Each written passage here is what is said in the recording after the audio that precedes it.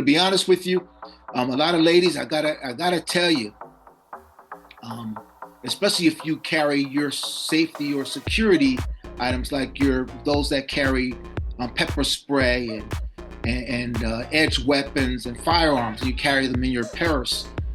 First of all, you have to get to your purse. Second of all, you have to fish through your purse to get whatever you have to get out of it, and then try to deploy it. Too many steps, too many chances of things going wrong. So I would encourage you to get into the habit of carrying and training with carrying or learning how to carry certain items, especially your safety and security items on your person, as opposed to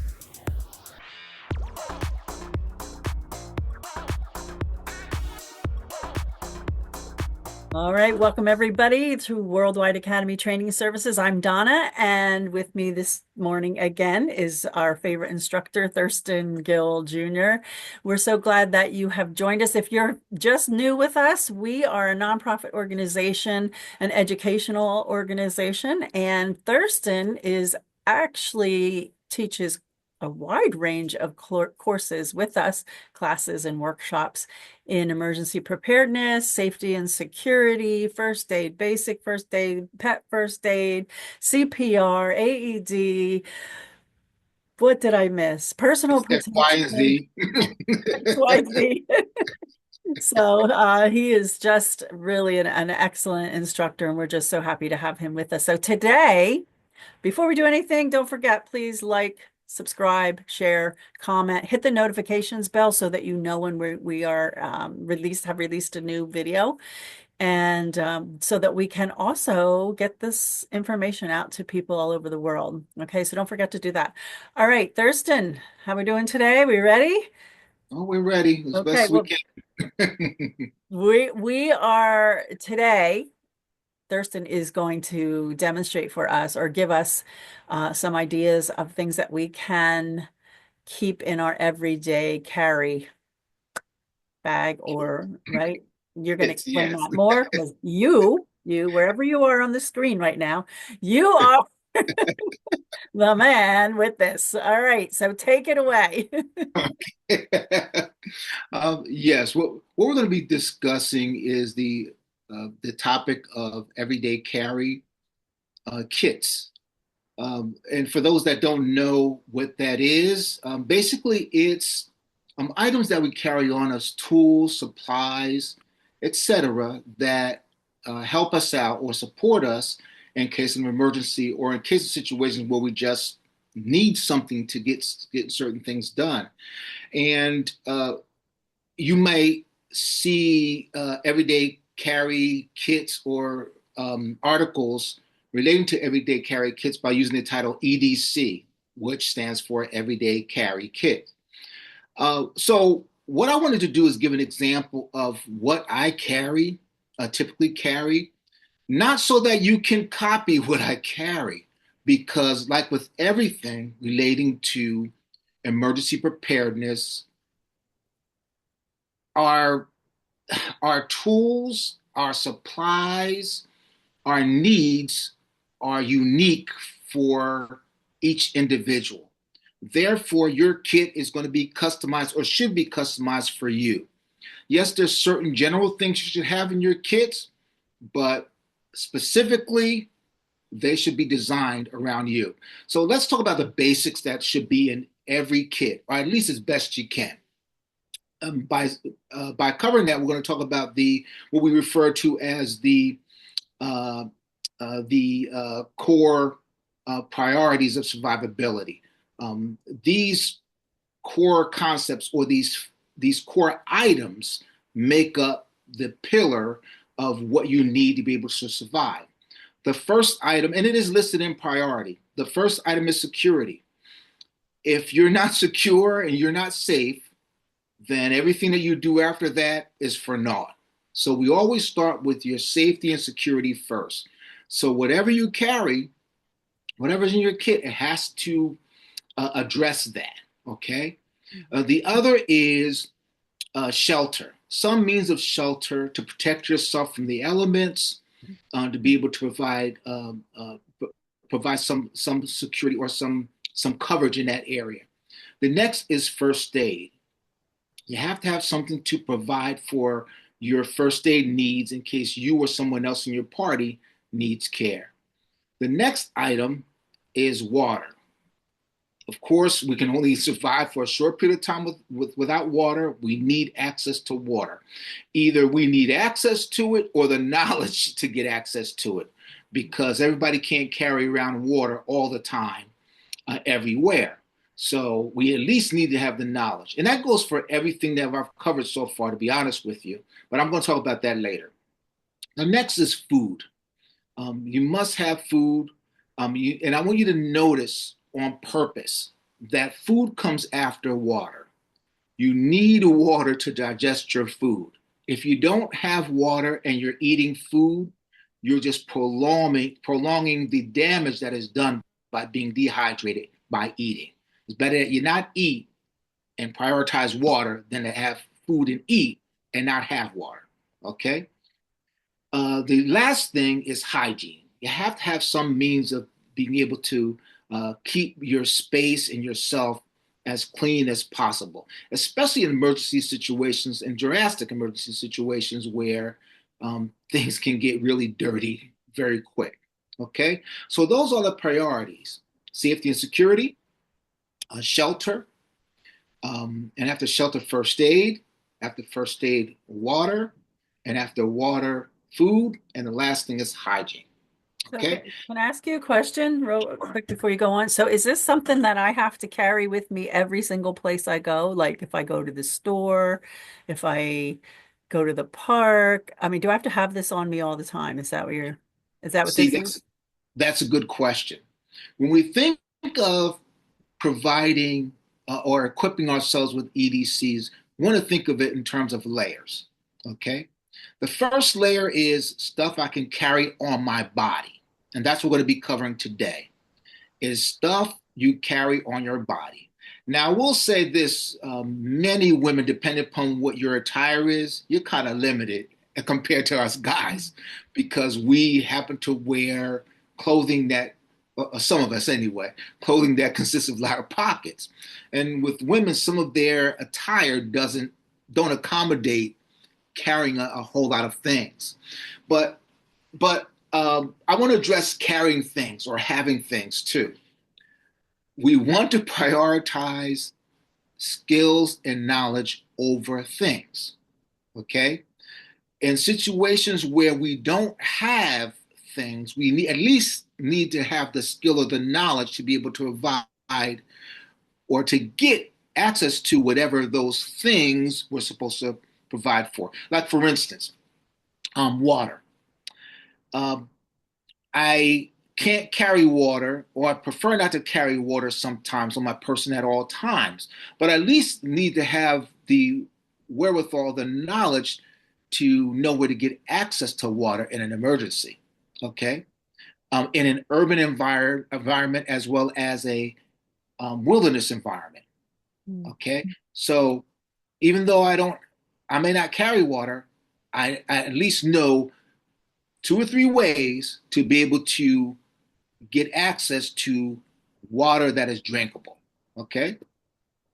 Um, so when we talk about EDC or everyday carry, we want to think about in layers.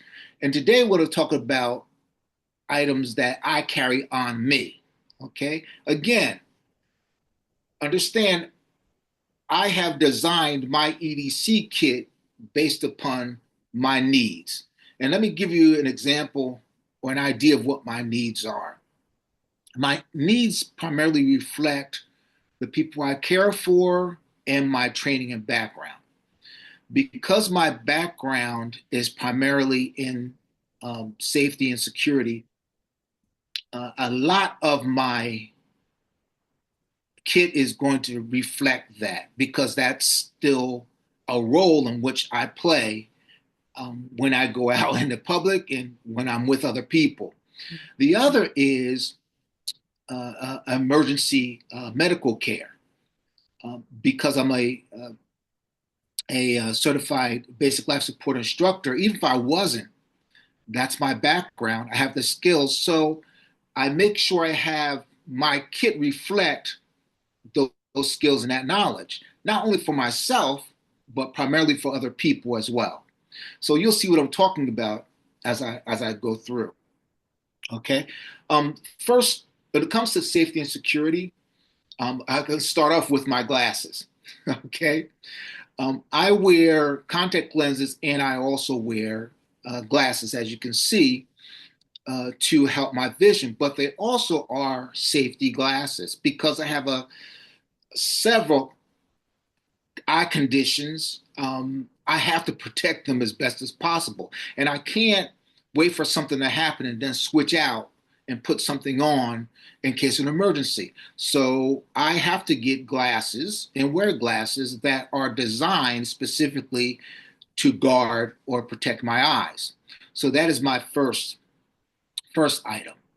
The next item I want to talk about is let's talk about this is my what I call my everyday carry uh, multi-tool kit.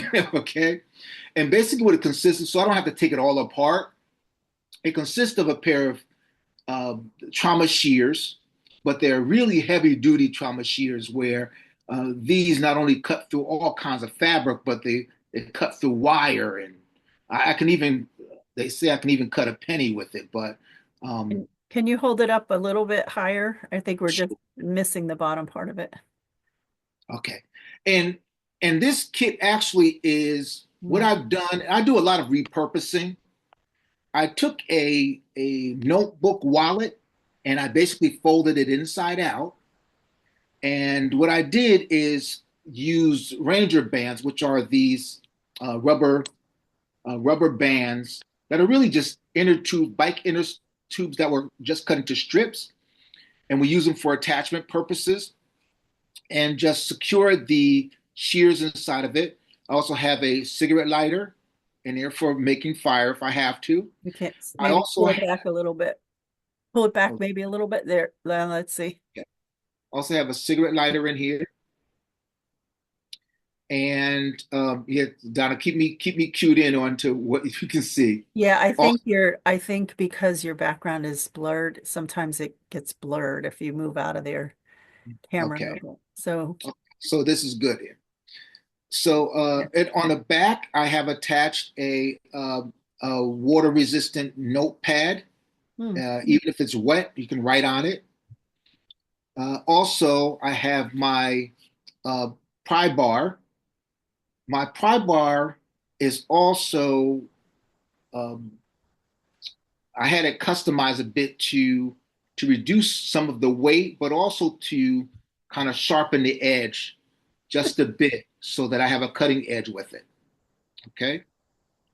In addition to that, I have a pen, of course, with the pad, and also on the pry bar it has a paracord which can be used for attaching things and repairing things as well.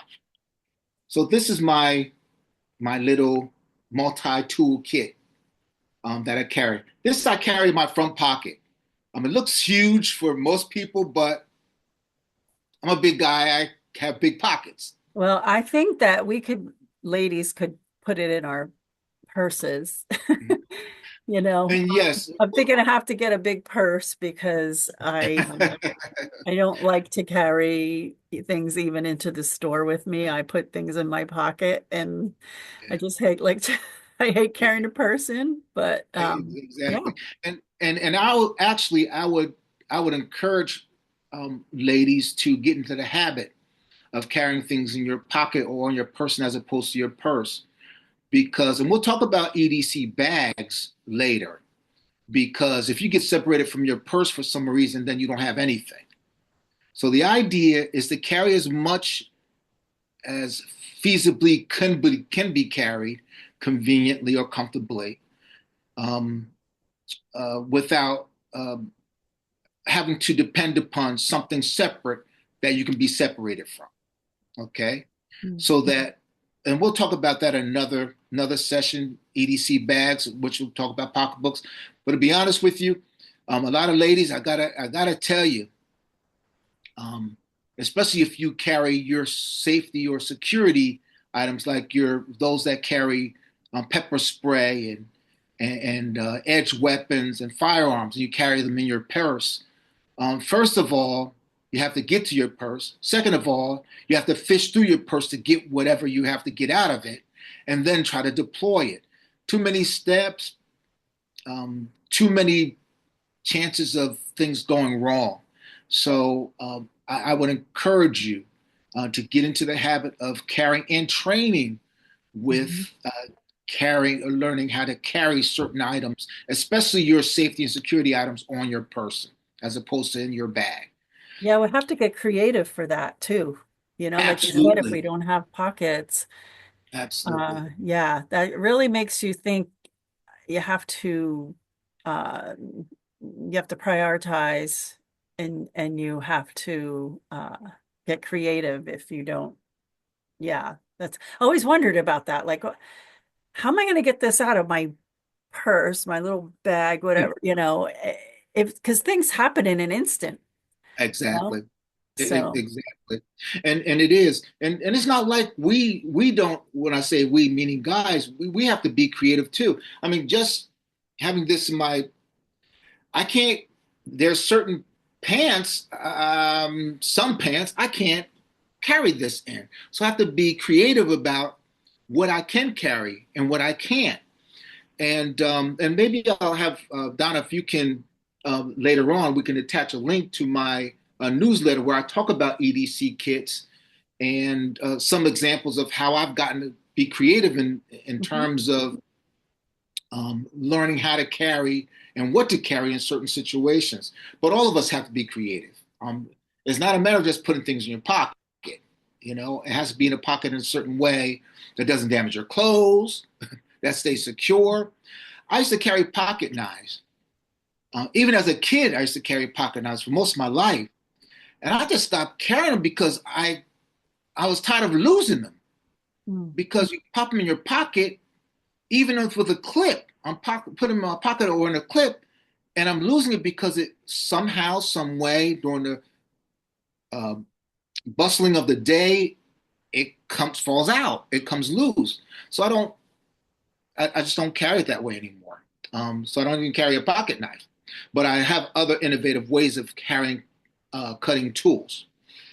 Mhm. For instance, let's go to my wallet. Oh, I always carry my wallet, okay? But in my wallet, I also carry certain things that help support me, um, and not only in an emergency, but just making my life more convenient, okay? Um, Case in point, um, dental floss and a toothpick. I don't know about you, but you're out to dinner and you're eating a snack, whatever, and something gets caught in your tooth, and it's like it's it bugs you until you deal with it. And so for me, absolutely, dental floss and a toothpick. Could we use a toothpick? That might be like could use that for a couple different things. Absolutely, absolutely. And maybe that's another video, but yes. So I do have that. I also have um, it's interesting. I also have my badge. I'm a former law enforcement officer, and because I'm a former law enforcement officer, I do have a badge to identify myself in those situations, not to the public, but to other law enforcement officers. Why is that important, and why did I mention that? Is because every law enforcement officer um, is not nice, and uh, uh, I don't like anybody else. I don't like being inconvenienced or harassed.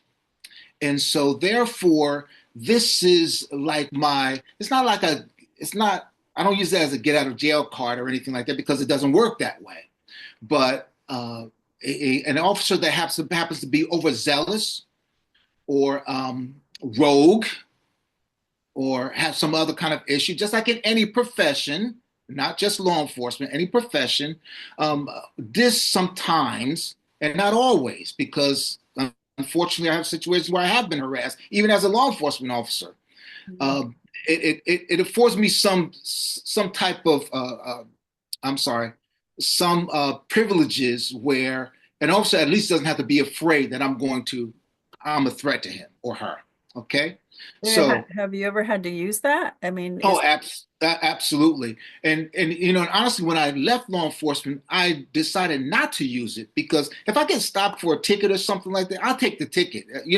I was speeding, whatever. That's just how it is. Although it's up to the officer's discretion whether I get a ticket or not, but you know, I'm not looking to get over.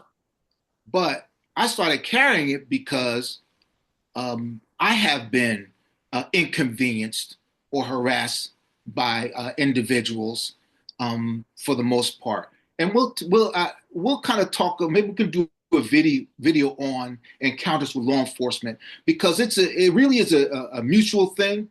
Um, there's certain things that we can do so that we're off the radar, so to speak, and can make, and if we do stop, make the experience as smooth as possible without agitating it.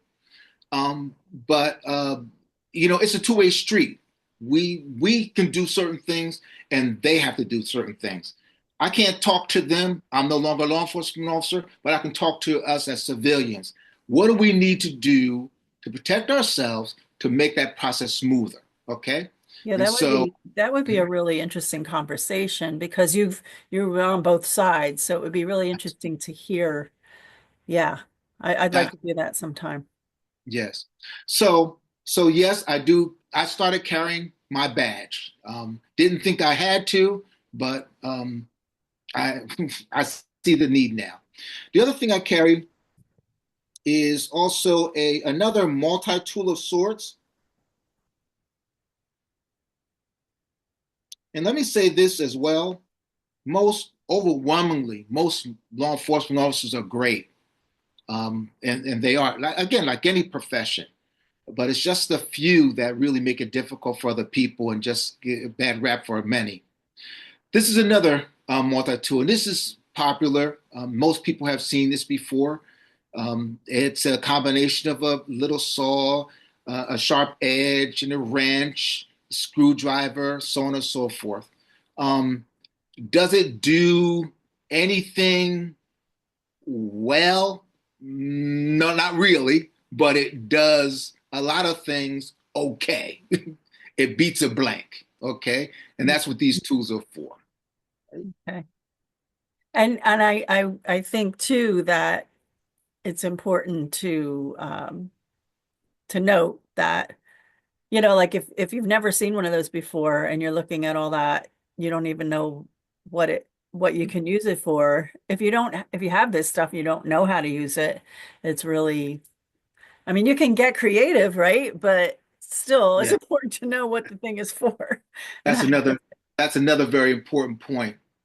Please don't carry something that you, number one, haven't tried and tested, and number two, you haven't trained to use. Those two are important.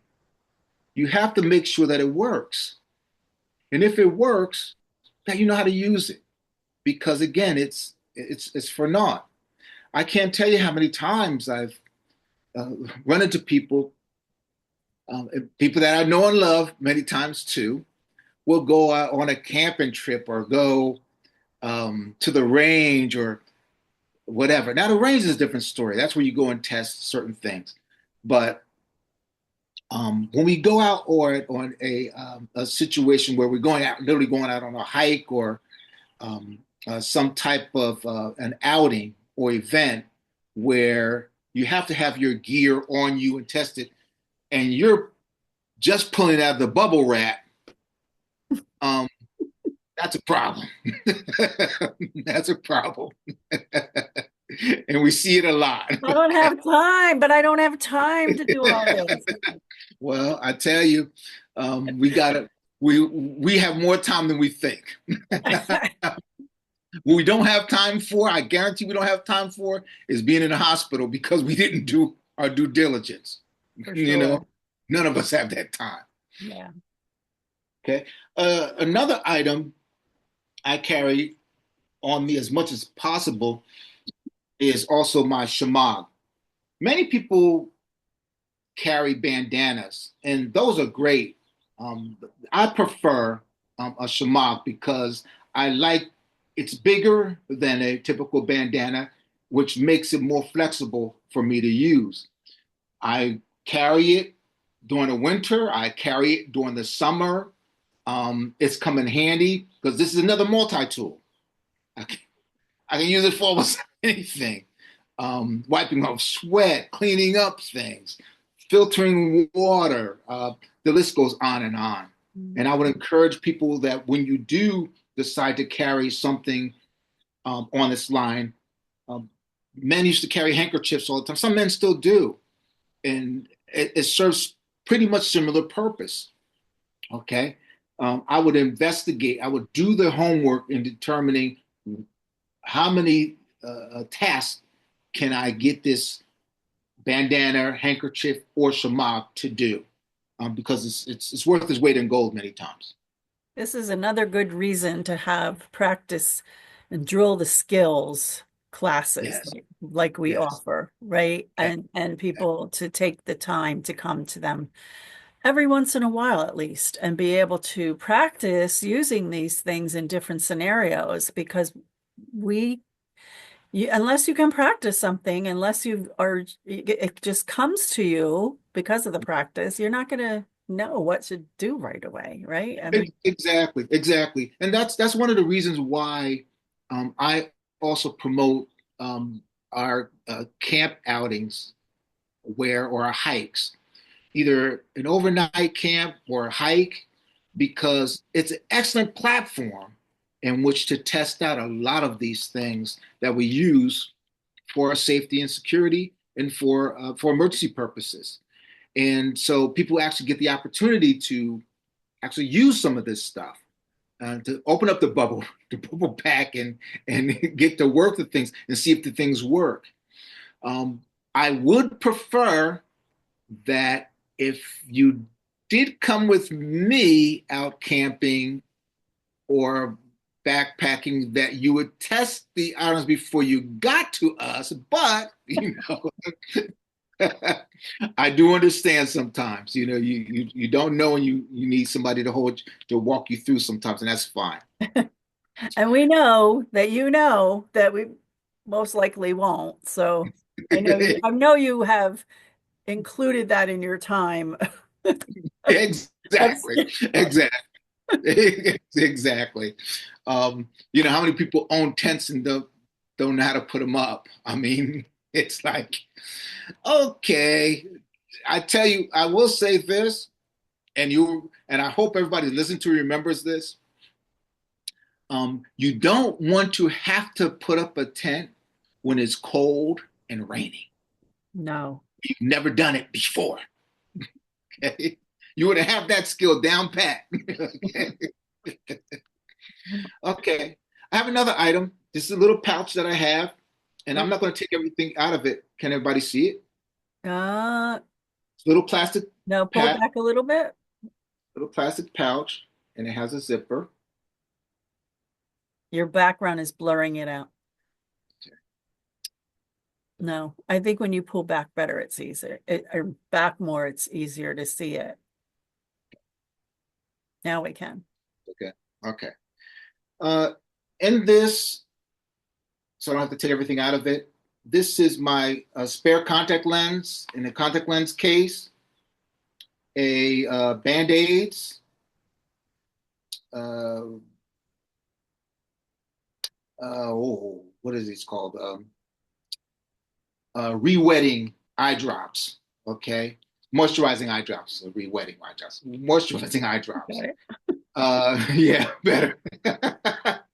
I have three AAA batteries. The three AAA batteries are for my flashlight, which I'll show you. And also, there's a green, you'll see a green item in here.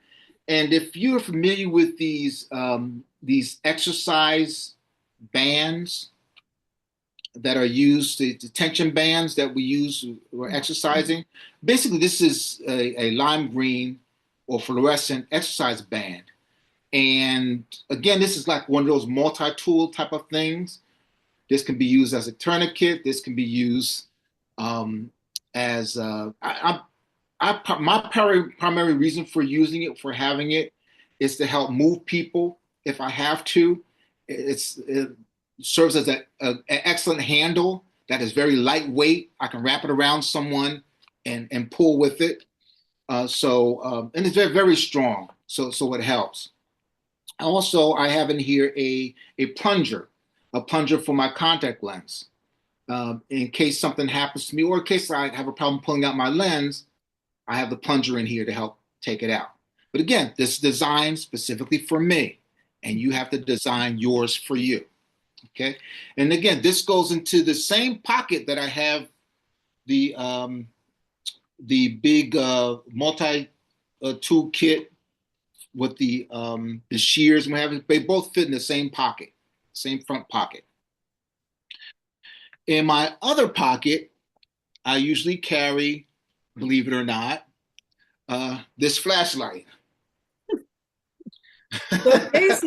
So basically, Thurston, Yes. we know you as you're a pretty tall, big guy. But when Yes. you take all this stuff off of you, you're really not that big. You're kind of tiny. Yeah, I guess. I definitely weigh less. You're like 5 feet tall, and you're And I also have a small flashlight. Now, the bigger flashlight, it's a reason why I have it this large, because again, it's multi-purpose. When people I think people underestimate their need for light in emergencies. I don't think they do. I know they do. There is um, this thought, common thought, that in case I need light, I'm going to use my cell phone.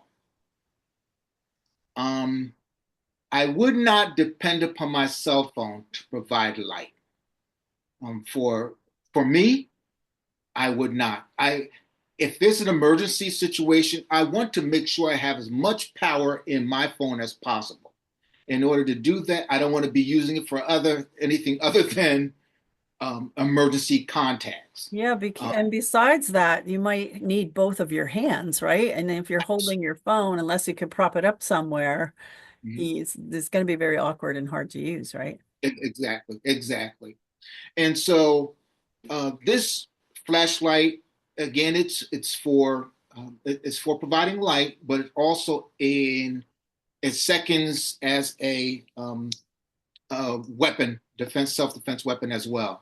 It's big enough in my hand to provide uh, the the additional, uh, I'll say, the additional landscape to extend beyond both sides of my fist, so that, and I can go into more detail another time how that works, but that's primarily why I carry that. I also carry a smaller flashlight. Again, this is for medical reasons. I don't want to be shining that more powerful, which has a lot. I think it's about well over 1,200 lumens of power to light up a space. And again, I have eye issues. Your requirement for light, or the amount of light for you to see, is going to be different from mine. My vision requires a lot more light than most people. And so I have to depend upon systems that be able to provide that. So that's why I have a bigger flashlight. But I also have a smaller one in case I want to deal with a medical situation. I don't want to be shining a powerful flashlight in somebody's eyes to check their pupils. Okay. Mm. So I have a smaller one. This one I don't carry in my pocket. Again, when you've lost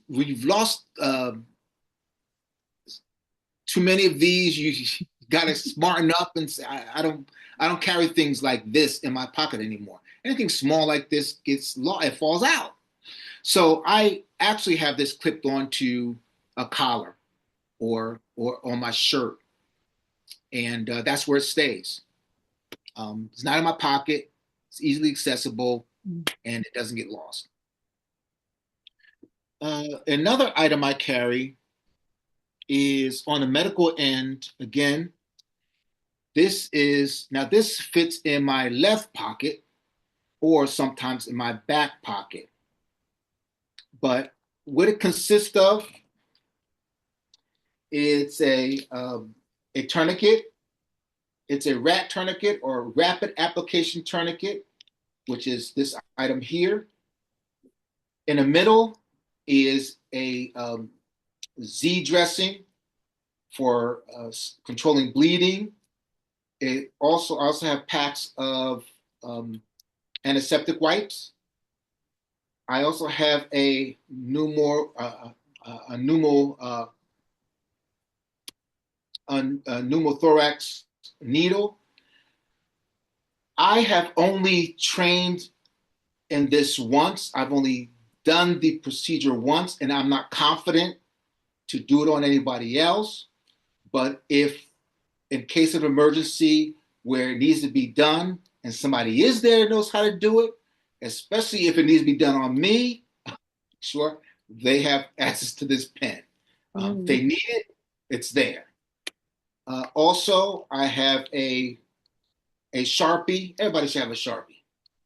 And it's wrapped with a Gorilla Tape, black Gorilla Tape around it. So I have plenty of Gorilla Tape in case I need to patch up something, attach something, and that works. So this is all in one kind of package. I put it in my pocket and I'm ready to go.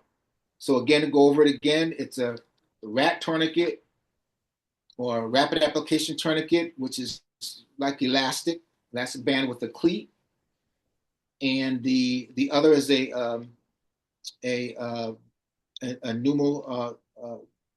pneumothoracic needle. In the middle is some Z bandages or Z dressing for packing wounds and stopping controlling bleeding.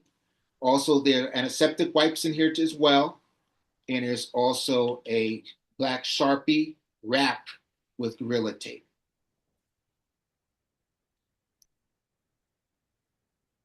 And I know some people's minds are just going, going crazy. More stuff. Again, it's this, a lot of these items are not just for me. It's for those that are with me, or if something happens and somebody else needs aid, I have the skills and some equipment to be able to help them in that regard. The other I always carry is a little bottle of alcohol sanitizing hand sanitizer. So I carry that as well. I used to carry the little packets, but to be honest with you, those packets dry out, and it's unreliable. If I need a packet of something and I open, so many times where I've opened a packet and it's like dry, so I just carry just a little bottle to be able to do that. And I think that's about it. Now I know. Oh, I'm sorry. Go ahead. No, go ahead. I know some people are going to be asking the question, well, do you carry a firearm? Do you carry weapons? And yes, I do. I don't want to go into any detail as to what I carry and how I carry it, but I will say this. Let's talk about firearms for a little bit. I typically do not carry a firearm because I do not have a firearms permit to carry firearms. I do have several firearms. I do plan to get my permit to carry sometime soon, but I want to make it clear to most people because most people have a misconception about firearms. There is a false sense of security in the owning or carrying of a firearm. Many people feel that because they have one, that they're secure, they're safe, and all is well. And it's the furthest thing from the truth. There are a number of reasons why you should never rely on a firearm to be your primary means of protecting yourself. It should never be your primary means of protecting yourself. The first means or primary means of protecting yourself is, and I know everybody hears this, but I will say I don't think many people, enough people take it seriously, is your situational awareness, is being aware of dangers so you can avoid it entirely, entirely. And it doesn't, that statement cannot be allowed to be worn out. Mhm. That is our primary objective, is to avoid danger and avoid having to use a firearm. A firearm should be your last resort. There are a number of steps, there are a number of things you should go through long before you get there. Right. And we've talked about that in some of our other um, podcasts. So you can find that in our playlist if you're looking for that. Yeah, exactly. And then, of course, many people carry knives for protection and pepper spray and so on and so forth. Again, if you have not had any training in those regards, how to use these items for self-defense, you need to be trained. You need to be. It's not even optional. And in your training, you also need to be informed as to the legal aspects of using those tools. Uh, you just can't just do it because you feel like it. And You I'm sitting here thinking too that there could be a like a distraction for you if you're carrying those things with you, which is I'm not saying you shouldn't, but to pull you away from those preliminary steps and things that you should be doing, like the situational awareness, and because you become so focused on, well, I already have that, and instead of doing the things before I have to pull out, my pepper spray or my firearm, whatever, I'm like, okay, well, I just have this, so I don't have to think about that. And so exactly, it could be a distraction, like you're trying to get this out. Meanwhile, you could be doing something else to help absolutely, yourself. absolutely. Especially if you're in a position to be protecting other people. The last thing you want to do is engage with somebody in a violent situation when you have other people under your care. That's the least thing you want. Okay, you want to avoid that with a passion because it's going to be difficult for you to engage a hostile force and provide protection at the same time if you haven't been trained to do that. Yeah, and Okay, I noticed that you, because of your mindset and because of your mission, the way that the supplies that you have and the way that you've packaged them and the way you carry them, it's not just for you, but you have thought beyond yourself, which most of us won't do. We're mostly thinking about ourselves, but maybe as a head of a household, you know, that could be a mind shift for people as well, that it's not just you that you're thinking about. it needs to be. It needs to be, um, and and that doesn't mean we don't protect ourselves because if you don't protect yourself, then you're not going to be there to protect anybody else. But again, it is a pivot. You're not focused on protecting yourself, you're focusing on protecting someone else. So therefore, your gear is going to be different. Your mindset's going to be different. Your posturing, your tactics, your strategies, everything changes. Yeah. And that's the whole point here. Again, and I do realize that everybody doesn't fall into that category. I would love it that everybody fell into that category, that everybody, no matter if you're single or have a family, would prepare on a basis that they're going to be there to help serve and protect or provide some care and assistance to others. But I want to be realistic as well. But Right. those of us where these things are not an option, we have to plan accordingly. We have to Right. plan accordingly. I would rather not carry all the stuff that I carry because it's a lot. I didn't even talk about when the weather makes it feasible for me to wear a jacket or a sweater. I also carry additional items.